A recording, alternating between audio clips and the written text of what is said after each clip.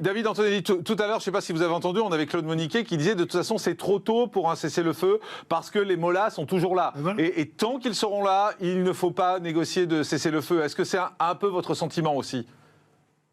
Oui, tout à fait. L'ayatollah Khamenei est toujours là.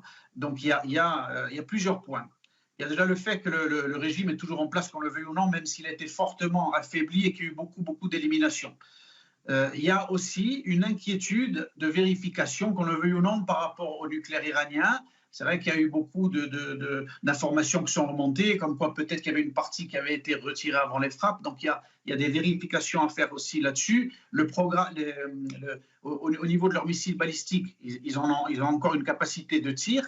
Leurs lanceurs ne sont pas complètement tous, même s'il y a une grosse partie qui a été détruite par Israël, ils ont encore des lanceurs. Donc il y a encore une menace qui est présente pour la sécurité d'Israël.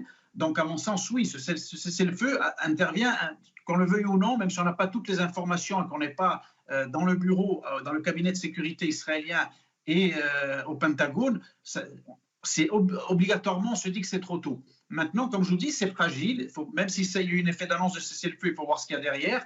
Et avec un régime comme celui du régime des mollahs, c'est très fragile et ça peut basculer en quelques heures. Donc il faudra être très, très attentif dans les prochaines heures de la riposte israélienne et voir ce que l'Iran va faire aussi. Merci beaucoup David Antonelli, en direct de Netanya.